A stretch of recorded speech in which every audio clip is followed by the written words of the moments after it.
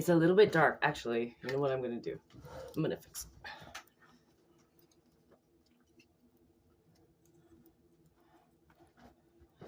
it. Oh, there. Okay, that's a little bit better. I don't really mind when the sun's on me, but like whatever.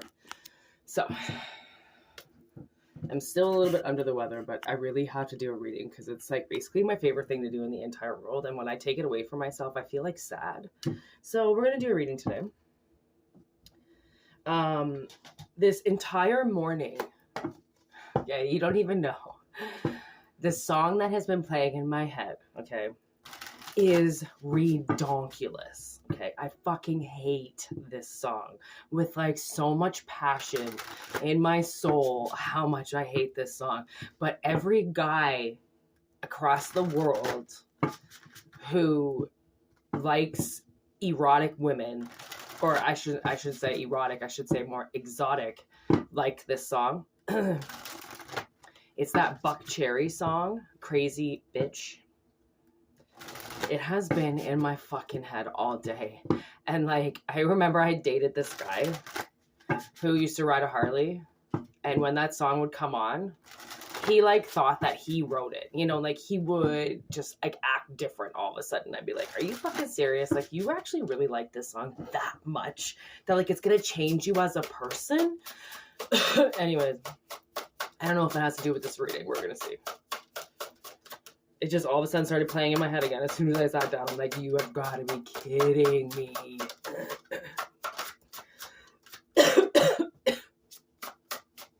Okay, here we go, Capricorn. Are you going to come out?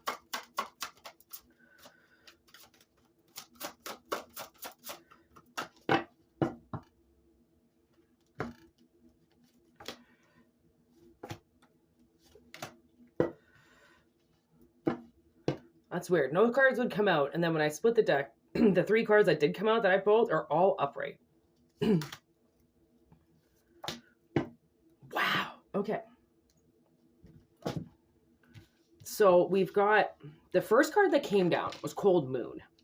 Okay. Take with thee the dearest of moments. Release me from their tongue and nourish me with light. Take with thy the dearest of moments. Take with thy.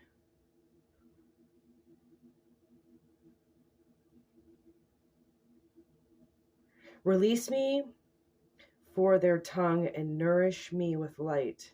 It's almost like, okay, maybe this is an X I'm picking up.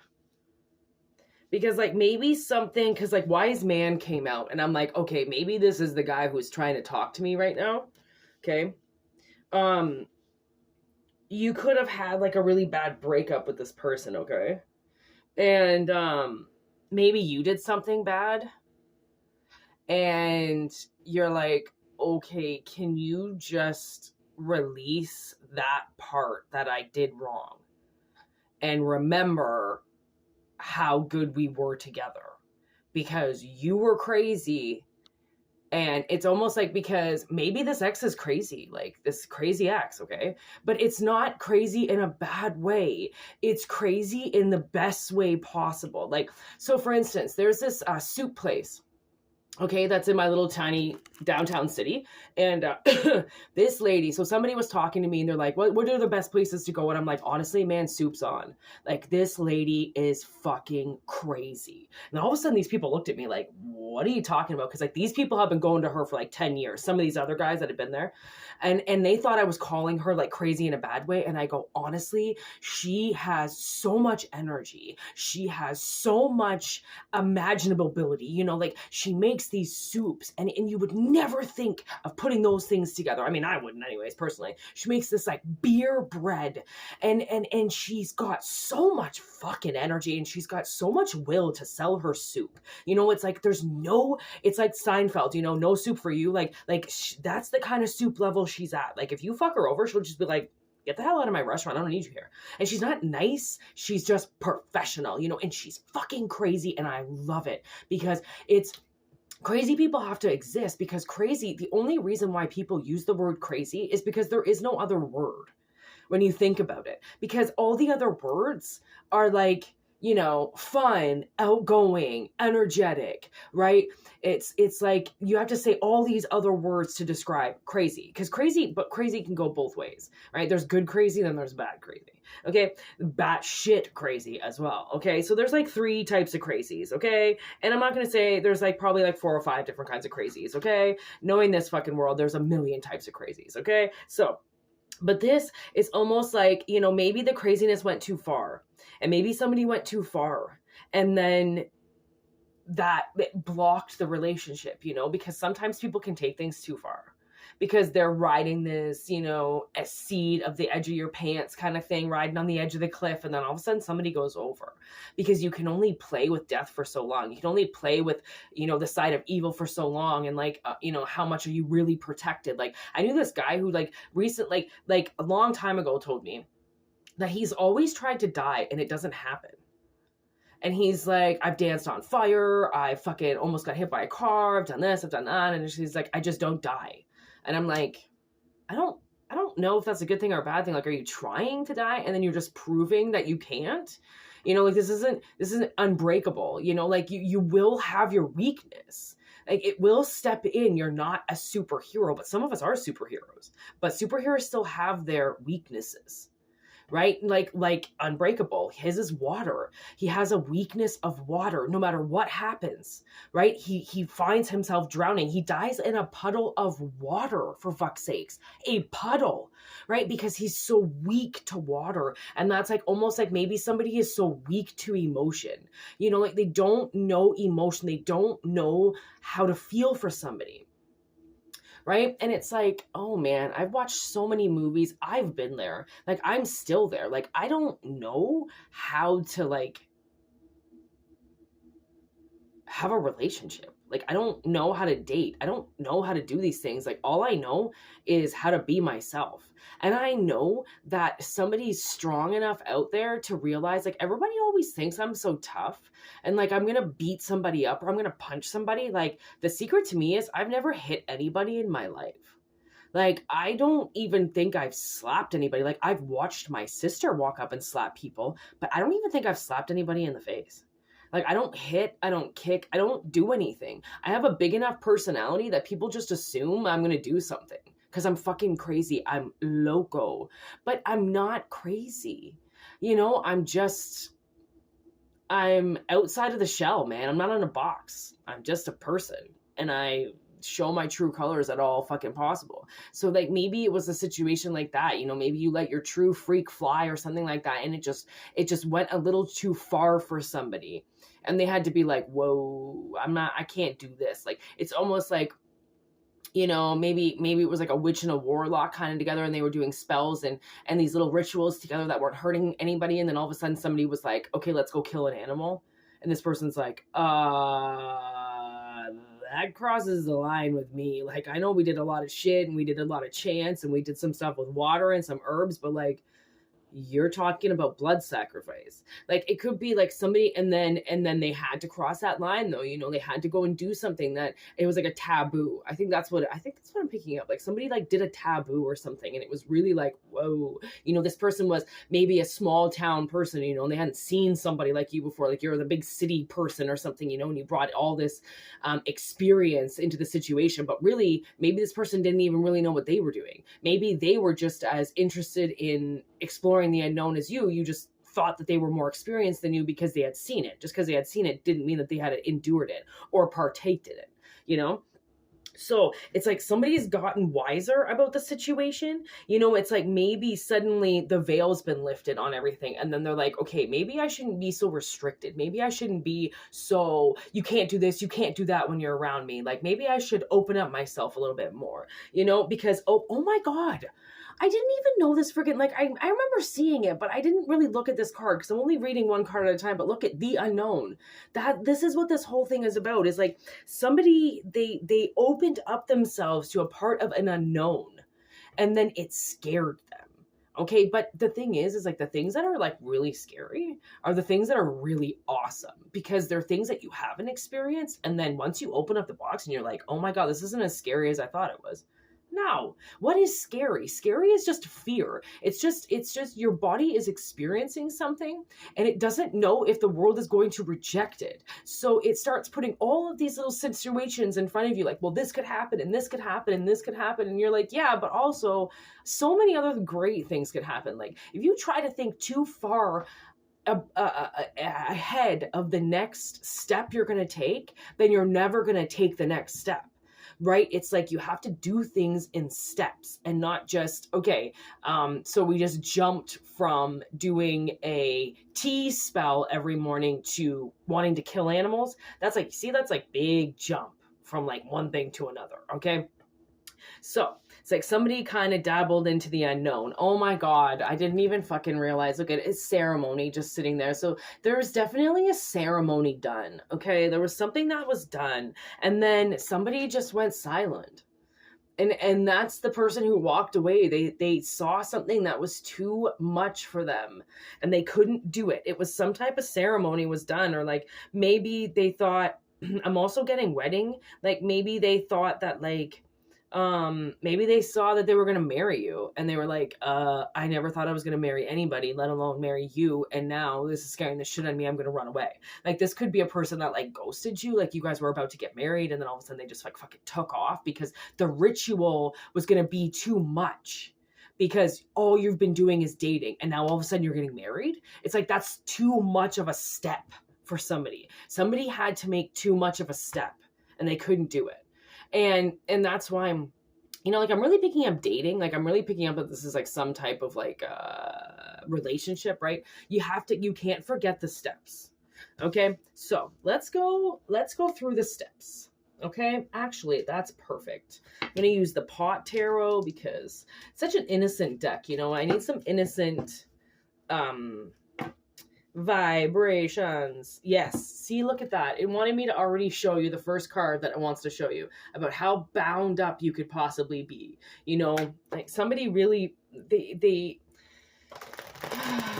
were too scared to take a next step because it was too big of a leap. It wasn't a step, it was a leap. And maybe this person, like, you know, is used to crawling and now all of a sudden they're walking and then you didn't even have them running or jogging. You just had them taking a big, huge leap. Like, youch. See how fast these cards want to freaking come out? Oh my good gosh. Okay. Lots to say here today. Lots to say here today. How's that one upside down? Okay.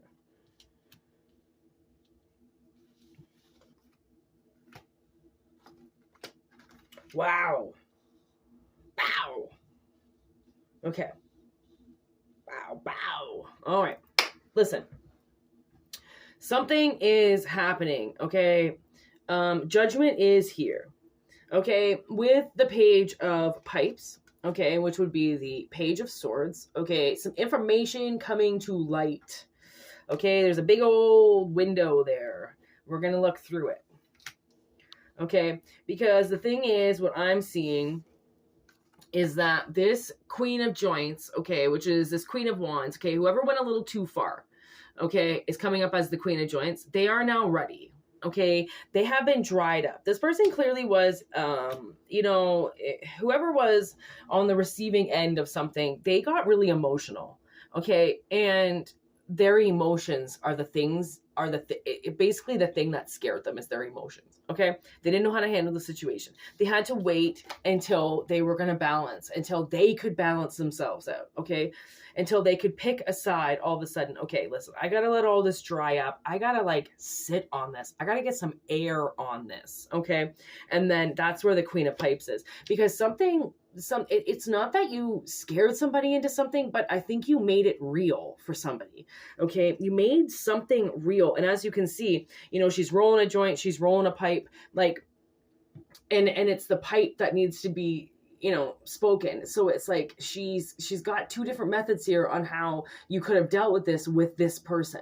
You know, you could have talked to them, you could have, you know, kind of said that you weren't ready, but it was too unknown to you. Maybe you just didn't trust this person enough to be like, listen, I can't do that, but I can still date you and I'll see how I feel about it later. And then who knows, this person might not have ever done anything. You know, they might have just talked to you about it because they were comfortable talking to you about it. right? It doesn't mean that they were going to do it. It's just, well, I can talk to you about it, so why won't I? And then they were like, well, fuck, they talked to me about it, so what if they're trying to fucking make me do it? Oh, okay, so clearly it's like, I think that maybe you're dealing with somebody who's got a little bit of like PTSD and people telling them what to do. Like, that's kind of what I'm picking up. So like when you presented this to them, they just automatically assumed you were going to force them to do it.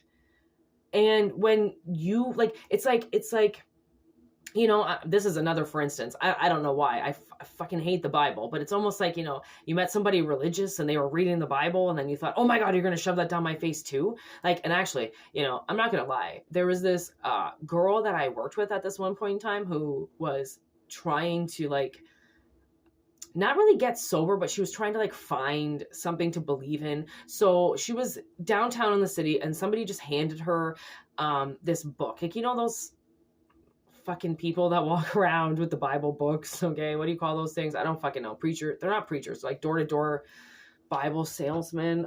Jehovah's Witnesses. I don't fucking know what it was. I have no idea what it was because I didn't really talk to her about it, but she got handed this book of like Bible passages when you're going through something and then you have to, you know, like it's like heartbreak, go to this, feeling lonely, go to this, getting mad, go to this. And it's like a saying in the Bible or whatever. And she like started talking to me about it and I pretended that my customer needed something and I walked away because I was like, please don't talk to me about the Bible. Like, I get it. You're all like jammed up about it and you're excited about it because you've never read anything that's like this and blah, blah, blah. And that's awesome for you. But I'm over here with the people that were forced to read that as a child, going to Catholic schools. And I don't appreciate that now. And I don't want to listen to it. Like, you're new to it. I'm old to it. Good for you. Sayonara. Okay. Like, I do get it. I do get when you go through things, you kind of like tend to hold on to them, you know, but then you have to understand, like, when people get excited about things, it doesn't like, it means that they have to experience it. And if they tell you about it, it means that they're comfortable enough to tell you about it because they're experiencing something and they want to let people know. And then you turn around and run away. Like, or this person turn around and run away. Like, so it might be hard to like listen to this person again once they tell you that you scared the shit out of them. And like, it was basically your fault that they ran away, but it was your fault that they ran away out of fear. That's not technically your fault. You were introducing yourself to something and they couldn't handle it. So remember that, right? So now obviously this person has like gotten to that level, you know, where they're like, okay, you can have your life. Like, what, like, honestly, who is it on The Office where one of the women's, the big fat lady, she goes, you know, Bob's a Presbyterian and I'm just going to say Orthodox Jew and it keeps us things spicy. You know, like, why can't you be two things? Like just because one person, like, and like, don't be like my stepmother, man. Like, she got with my father and she turned him. Like everything that was her had to be him. They had to be a complete reflection of each other. And that's bullshit. That's not, like, somebody shouldn't come into your life and change you. If you want to get on board with something and you want to enlighten yourself and involve yourself, then fucking do it. But nobody can force you to. And if somebody says to you, listen, I'm Jewish, you either fucking conform or we're done, you walk away. That's an abusive, what do you call that? Ultimatum. That's an abusive ultimatum. If they want somebody Jewish so bad, guess what? Get out and find yourself a fucking Jew.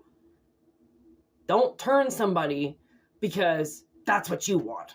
You know, it's like you can't, people are so used, I think people are very used to being aggressive with love and aggressive with their partners.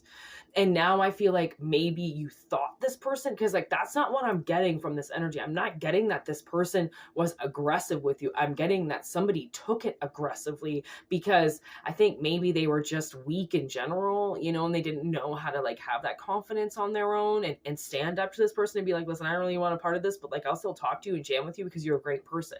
You know, it's like, again, like I'm finding like somebody was a drummer or something, you know, like, yeah, okay. Oh man, have you ever seen that movie Whiplash? Oh, it's such a good movie. And then he breaks up with this girl because he's like, I want to be the best and you're going to hold me back. And she's like, okay, so you don't think that you can be your best with me around? And he's like, no. And then what ends up happening?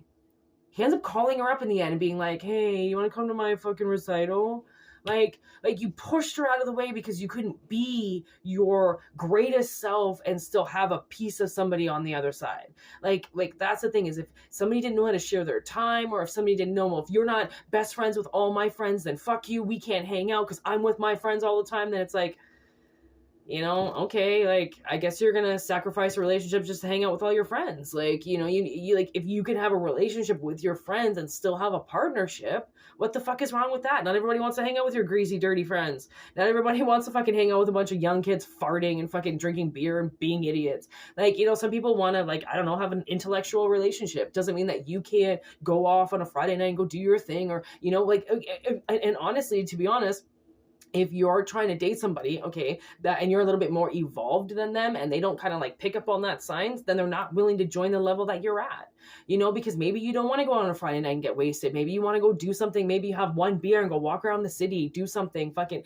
open up your mind, go fucking, watch a fucking documentary, do something with yourself, right? It's like the leap that this person wanted this other person to take. It wasn't as a ritualistic fucking blood sacrifice, okay? I only said that because it seemed like it was so extreme, but like, all this person wanted to do was open somebody's horizon to, you don't have to sit at a bar every night and drink with your buddies. There's so much more to life than that. But if you can't, separate your time and divide your time up, like, eventually, if this person doesn't really want to be drinking at the bars all the time, or if this person doesn't really want to hang out with their friends all the time, then they're going to want to evolve their life into something, which means they are going to want to date somebody that changes them, because it changes them in a way where they enlighten themselves and they become something more.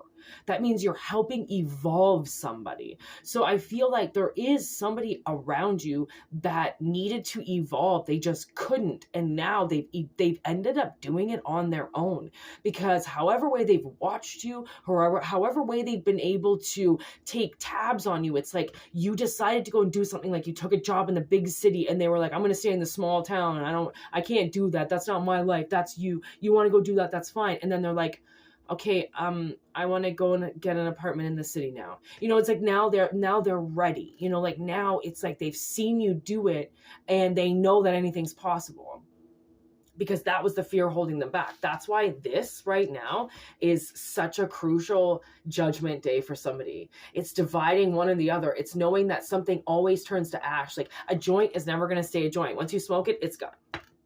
Weed turns to ash. Right? So everything changes. Everything. And some people, honestly, will stay the same for the rest of their life. And they determine at the end if that was worth it or not. And let me tell you, a lot of men that I've talked to that, like, just decided to stay married for 60 years because they wanted to do the right thing, by the end of it, they think they get medals for hanging in there. The fuck? I mean, if I ever got married and my husband came to me and was like, listen, I just don't love you anymore, I gotta go see about another girl, I'd be like, all right, see you there. I guess that was smooth while it lasted. Why would you want to hang in there with somebody? Why would you want to be with somebody just because a fucking ring on your finger says it? Like, man, people change, contracts change, life changes. No one's going to hold you down for the fucking rest of your life. It's almost like, man, maybe their parents are like super angry together or something. And then they're like, well, what if that happens to me? And it's like, man, your parents made the mistake. Why would you? If you're noticing the mistake, then you're not going to do the mistake. Because you've already noticed that there's a mistake when your own fucking parents can't see it. Right? Hanging in there. What the fuck? The fuck is wrong with somebody? Like, that's such an awful energy to be a part of. Hang in there. You hang in there. I got a life to live. Man, I saw this smoking hot dude that came into my work the other night. Oh my God. Wish him for me. He was beautiful from like head to toe. He was like 6'4", giant. He was a giant. He was the biggest guy when he walked in the bar, and I was like, that's who I want. I didn't see a ring on it, so I was like, that's him right there. You take him, you bring him back to my bar, and trust me, he ain't leaving without my number. All right, how do you like them apples? Like, I was like, fell in love with this guy the other night. Of course, he didn't even stay for a beer. His buddies were there. He just came and got them, and they went somewhere else. And I was like, all right, he's even the DD, even fucking better. I hope the guy doesn't drink because I don't. Like, there's nothing like a sloppy drunk dude. Ugh, go away. Or is just, you know, blowing lines of fucking, I can't even say it, cloak. Blowing lines of fucking cocaine to sober themselves up because they can't handle drinking with their friends anymore. It's like, man, we're getting into our 40s, 50s. Like, you have these sloppy dick dudes all around that are just drinking too much. Like, ugh. I really feel like somebody around you was like a closet alcoholic or something, you know, and like you were like, well, let's go do this, let's go get a coffee, and you know, like let's walk around and we'll go to, you know, we'll go to the city and we'll go to the market. And they were like, well, if we go to the city and go to the market, where am I going to drink? And they're like, drink? What do you mean? You want to get a coffee? And they're like, no, how am I going to drink my beer? Like, oh my God, man. Okay, so I moved to this one little tiny fucking story at the end. Okay, I moved to this city that had the mountains beside it. Like, I was out in Calgary, and I met up with this guy who I thought I was going to end up dating, because that's basically why I moved out there. Biggest mistake of my life. Okay, I saw him one time in 2.5 years. Anyways, he's like, yeah, let's go to the mountains. I'll take you guys on this like trail and blah, blah, blah. And we're like, fucking awesome. Like, that's, you know, we just got there. We're like, yeah, let's go to the mountains. This would be fucking awesome. He got a 6-pack for the ride. Okay. It was like fucking 2 PM. Okay, so he's like, and then we did a bunch of fucking BT hits in the mountains and shit, smoking some fucking hash or whatever, but there he is drinking fucking Canadian, and I'm like, are you kidding me? Like, we're in mountains right now, like, we're smoking weed, and we're enjoying the view, and you're drinking beer, right? And then we get home, and again, he's fucking crapped a beer on the fucking way home, which would have got my license taken away. I was like, are you fucking drinking in the back of my car? Are you kidding me? Like, this guy's fucking 44 years old at the time. Like, grow up. Like he couldn't do anything without a fucking 12-pack or a 6-pack fucking glued to him. I just don't understand that life. Like, and you know, like, I just don't understand people who want to be alcoholics. Like, why do you want to be so abusive to yourself? You know, and just poison yourself. Like, alcohol is poisoning yourself. You're poisoning. And like, I'm a bartender. I don't take it seriously, and I don't judge anybody, but it always wonders, you know, like, and then you know, hopefully you meet a guy that like doesn't drink. Cause like, it's just like, you know, or has 1 drink or 2 beers and then that's it. You know, like, I've got a lot of customers that come in every day and they have a half a pint and a burger and they leave. That's healthy. Drinking fucking 12 pints a night, that ain't healthy, man. It's not going to make you healthy. It ain't going to keep you healthy. So I almost feel like maybe somebody was supposed to like quit drinking or something, and you were the relationship that was supposed to change them. And then they just gave into fear instead. Tell them to watch Donnie Darko. You know, like, they gave into fear instead of love. And that really sucks, but it looks like they're wise enough that they know the decision that they made was stupid. So hopefully you've got somebody coming around that changed their life because they watched you do it. That's pretty fucking amazing. So take what resonates, leave what doesn't. And yeah, I got a loco mode. Peace out.